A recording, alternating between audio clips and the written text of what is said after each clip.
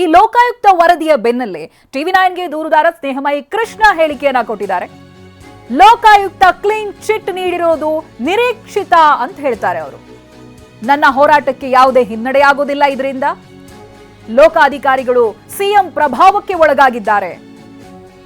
CM ಪ್ರಭಾವಕ್ಕೆ ಒಳಗಾಗಿ clean chit ಕೊಟ್ಟಿದ್ದಾರೆ. ತಮ್ಮ ಆತ್ಮಸಾಕ್ಷಿಗೆ ವಿರುದ್ಧವಾಗಿ ಈ ರೀತಿ ಮಾಡಿದ್ದಾರೆ.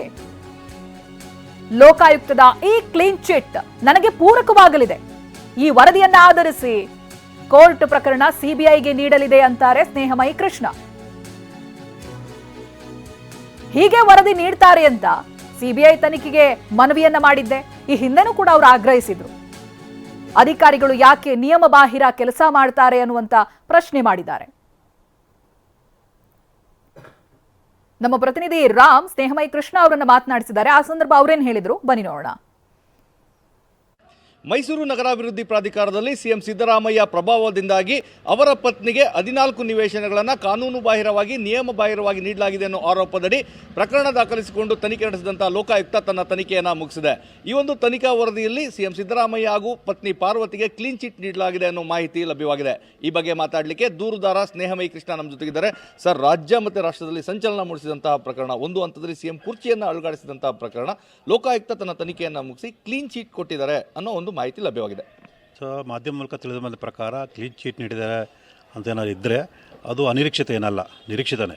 ಸೊ ಲೋಕಾಯುಕ್ತದವರು ಮುಖ್ಯಮಂತ್ರಿಗಳ ಪ್ರಭಾವಕ್ಕೊಳಗಾಗಿ ಅವರು ತಪ್ಪು ವರದಿ ಅಥವಾ ಸುಳ್ಳು ವರದಿಯನ್ನು ಸಲ್ಲಿಸ್ತಾರಂತೇಳಿ ಈಗಾಗಲೇ ನಮ್ಗೆ ಅನುಮಾನ ಇತ್ತು. ಈ ಕಾರಣದಿಂದಲೇ ನಾವು ಈ ಪ್ರಕರಣ ಸಿಬಿಐ ಕೊಡಬೇಕು ಅಂತೇಳಿ ಮಾನ್ಯ ನ್ಯಾಯಾಲಯಕ್ಕೆ ಅರ್ಜಿ ಸಲ್ಲಿಸ್ಕೊಟ್ಟಿರೋಂಥದ್ದು.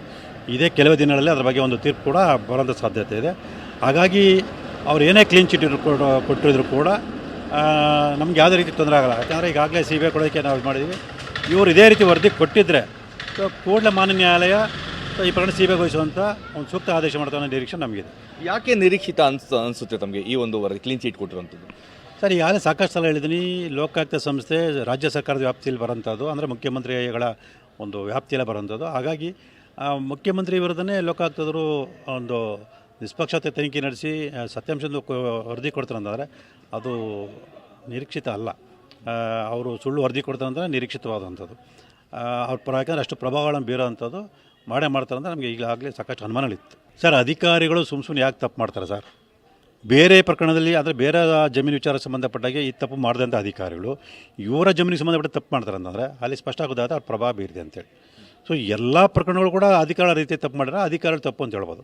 ಆದರೆ ಇವರ ಪ್ರಕರಣದಲ್ಲಿ ಮಾತ್ರ ಈ ರೀತಿ ನಡ್ಕೊಂಡಿರೋ ಅಂದಾಗ ಸ್ಪಷ್ಟ ಗೊತ್ತಾಗುತ್ತೆ ಇವರ ಒಂದು ಪ್ರಭಾವದಲ್ಲೇ ಅಧಿಕಾರಿಗಳು ಈ ರೀತಿ ನಡ್ಕೊಂಡಿದೆ ಅಂತೇಳಿ. ಸೊ ಕಾನೂನಲ್ಲಿ ಸಾಕ್ಷಿಗಳನ್ನು ಹೇಗೆ ವಿಶ್ಲೇಷಣೆ ಮಾಡಬೇಕು, ಅದನ್ನು ಹೇಗೆ ಪರಿಗಣಿಸಬೇಕು ಅನ್ನೋದು ಮುಖ್ಯವಾಗುತ್ತೆ ಇಲ್ಲಿ. ಸೊ ಹಾಗಾಗಿ ಸಾಕ್ಷಿಗಳನ್ನ ಸೂಕ್ಷ್ಮ ವಿಶ್ಲೇಷಣೆ ಒಳಪಡಿಸಬೇಕು. ಮತ್ತು ಇಲ್ಲಿ ಭಾರತೀಯ ಸಾಕ್ಷಿ ಅಧಿನಿಯಮ ಕಲಂ 14 ಸ್ಪಷ್ಟವಾಗಿ ಹೇಳುತ್ತೆ, ವ್ಯಕ್ತಿಯ ಸಹಜ ಮಾತುಗಳು ಕೂಡ ಸಾಕ್ಷಿಯಾಗಿ ಪರಿಗಣಿಸಬೇಕು ಅಂತೇಳಿ. ಹಾಗಾಗಿ ಆ ಒಂದು ಅಧಿಕಾರಿಗಳ ಒಂದು ಮಾತು, ಅವರ ವರ್ತನೆಗಳು, ಅವ್ರ ಕೃತ್ಯಗಳು, ಆ ಸಂದರ್ಭದಲ್ಲಿ ಇವರ ಒಂದು ಅಧಿಕಾರದ ಪಾತ್ರ ಇವೆಲ್ಲ ಸೂಕ್ಷ್ಮ ಗಮನಿಸಿದಾಗ ಇವರ ಪ್ರಭಾವದಿಂದಲೇ ಇಲ್ಲಿ ಅಪರಾಧ ಕೃತ್ಯ ಸ್ಪಷ್ಟವಾಗಿ ಕಂಡುಬರುತ್ತೆ. ಯಾಕಂದರೆ ಇಡಿ ಸಹ ಮೈಸೂರು ನಗರಾಭಿವೃದ್ಧಿ ಪ್ರಾಧಿಕಾರದಲ್ಲಿ ಸಾಕಷ್ಟು ದಾಖಲೆಗಳನ್ನು ವಶಪಡಿಸಿಕೊಂಡಿತ್ತು. ಅವರು ಸಹ ಸಾಕಷ್ಟು ವಿಚಾರಗಳ ಮೇಲೆ ಬೆಳಕು ಚೆಲ್ಲಿದ್ರು.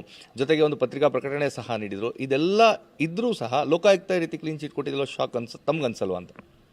ಸರ್, ಇಲ್ಲ ಸರ್. ಯಾಕೆಂತಂದರೆ ನಮ್ಮ ಅಧಿಕಾರಿಗಳ ಬಂಡತನ, ಒಂದು ಕರ್ತವ್ಯ ಲೋಪ ಮತ್ತು ಅವರಿಗೆ ಆತ್ಮಸಾಕ್ಷಿ ಇಲ್ತಾರಂಥದ್ದು ಎಲ್ಲ ನೋಡಿ ನನಗೆ ಸಾಕಾಗ್ಬಿಟ್ಟಿದೆ. ಹಾಗಾಗಿ ಅಧಿಕಾರಿಗಳು ವಿಚಾರದಲ್ಲಿ ನಾನು ಆಘಾತಕ್ಕೊಳಗಾಗಲಿ ಅಥವಾ ನೋವು ಅನುಭವಿಸೋದಾಗಲಿ ಏನೂ ಮಾಡೋಕ್ಕಾಗಲ್ಲ. ಎಲ್ಲನೂ ಕೂಡ ಸಹಜವಾಗಿ ಪರಿಗಣಿಸ್ಕೊಂಡು ಹೋಗ್ತಾರೆ. ಸೊ ಅವ್ರು ಏನು ಮತ್ತು ಇನ್ನೊಂದು ಏನಂದರೆ ಸರ್, ಯಾವುದೇ ತನಿಖಾಧಿಕಾರಿ ಏನೇ ಸುಳ್ಳು ವರದಿ ಕೊಟ್ಟರು ಕೂಡ ಸೊ ನಮ್ಮ ಹತ್ರ ಇರೋ ಸಾಕ್ಷಿಗಳನ್ನು ಮಾನ್ಯನೆಲ್ಲ ಗಮನಕ್ಕೆ ತಂದು ಅವರಿಗೆ ಶಿಕ್ಷೆ ಕೊಡಿಸ್ಕೊಂಡು ಎಲ್ಲ ಅವಕಾಶಗಳು ನನಗೆ ಇದ್ದೇ ಇದೆ.